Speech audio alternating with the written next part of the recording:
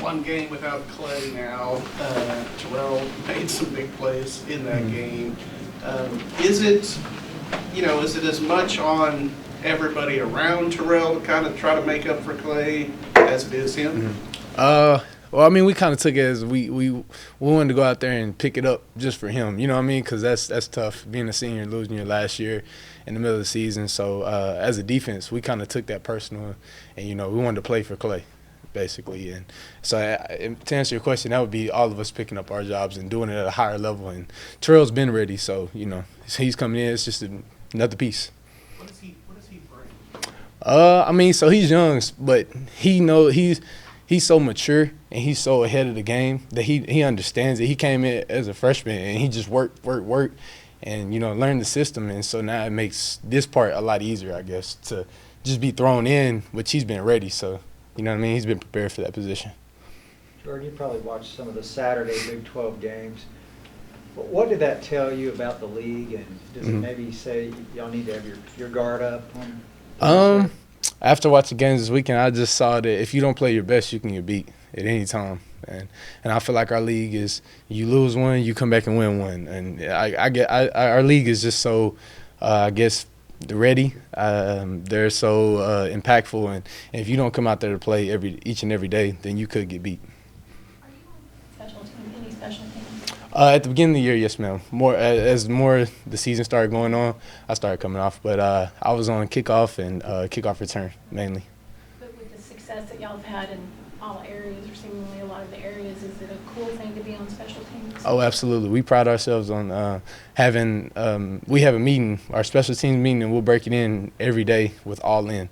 And we'll have the strength coaches, the people upstairs that help with that, with help football, and everybody that is a part of this program is in there because, I mean, I feel like that's a big part of our game, that we attack defense, offense, and special teams. So that's a big part of our. And why'd you, just because of the grind of the season? Yes, ma'am. I kind of just withered out.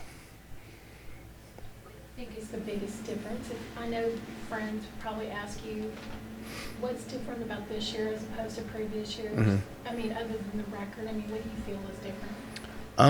I mean, we built a culture here in the last 3 years, and just what Coach Rules implemented at the very beginning when they first got here, that we really didn't understand what they were coming or what they were bringing with them and what kind of culture they were trying to build. So I think the main thing that's really different is just the brotherhood we have with this team. We're all bought in, we're all close, and I think we're a family. Jordan, can turnovers be contagious? It Oh, seems like absolutely. the last couple of weeks y'all really kind of got that ball rolling. So Coach McGuire is our turnover guy, and every day he preaches if we get three, we got to get three a day, and we already have more turnovers than we did have last year. So it's like, I guess the more we go at the ball and the more we try to do it, it kind of happens, and the more emphasis we put on in practice. I think once someone gets a turnover, you kind of want to turn over it. Now we do like a thing where you get like a shirt, and every time you get an interception, you get a picture on the wall. So we kind of implement and try to give, I wouldn't say rewards, but things to push that, and I feel like they're very contagious. So when Terrell made his, you felt like you had to. Oh, I had to give me one. Absolutely. Obviously, a team that Baylor struggled with recently. Is there anything to just trying to get back over that hump and be a team that's kind of had y'all's number lately? We're just trying to go 1-0 this week. So, I mean, we're going to go out there, we're prepared for them, and this is a different year. I know West Virginia and Baylor back in the day, when Baylor was really good, played these wild offensive games. Just like NCAA mind-blowing offensive games. I mean, do you see Thursday night maybe it's a defensive showdown, so to speak? I mean, could y'all like be the dominant one? I would just say that we're going to bring out our defense. So, I mean, if it's going to be a shootout game, we hope it's not on our end. But hope we're doing it, you know what I mean? But if it comes down to a defensive game, we're ready for that. What's the biggest challenge you guys are up against with West Virginia's offense? I feel like their speed. They have a lot of speed out there. They do a lot of things. They motion every play. They show you a lot of different looks. But, I mean, the key thing is just paying attention to, don't worry about like the motion. That doesn't matter. Just worry about playing football, I feel like. Is that something new that the new coaching staff brought in, more motion? I mean, they did that a lot last year too. But Did it look that different from last year? They're the same players. They just have a different scheme. They're still tough. You know, West Virginia's a tough program. So, I mean, they're still the same players, and they're still tough. So we're going out there and give it our all.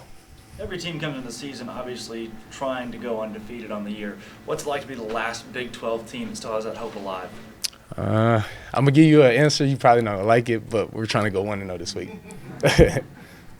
many times have you heard that in the plan? I probably said it more times than I heard it. But Jordan Ross played some at Oklahoma State, filling that gap with Clay out. Mhm. I'm sure Ross likes getting in there, doesn't he? Oh, absolutely. He went back to long snapper last year. After last year's game, he went back to long snapper, and he was enjoying not practicing and all that. But now he's back into the grind. And the main thing he says to me all the time is just he's out of shape, so he has to get back into shape, in the football playing shape. But yeah, we miss him in the room. He's very smart. He has a lot of football. I think that'll continue the rest of the year. Absolutely, he'll be a big part of our defense. Now that Lockhart's been here 3 years, what have you seen from him, and maybe you've seen him take a step, maybe a bigger step this year? Absolutely. Meeting Locke. I mean, we've grown closer over the 3 years that we've been here, and just seeing the way his game is elevated, the more he knows, and I would say for a lot of our seniors this year, we have took a jump to be better than we were last year, just because one, for Clay. Two, and we want to win. Like, you know what I mean? Well, we've lost these last 2 years, and I'm tired of losing, honestly. So I think just Locke made a big jump in just being more aggressive and attacking. More questions? I guess just kind of how much you looking forward to being in McLean Stadium Thursday night, kind of prime time, only game in town. How much you looking forward to that atmosphere? Oh man, it's gonna be crazy. We want a field. It's Halloween, right? So, I mean, hopefully we get to come out some masks or something, you know. No. But, yeah, it's going to be exciting. A Thursday night game, the only game really – well, I mean, you'll have NFL games and stuff on, but as college, you're the only team that's playing, so you're going to get all eyes. What's your go-to Halloween costume? Freddy mask. I go for Freddy mask.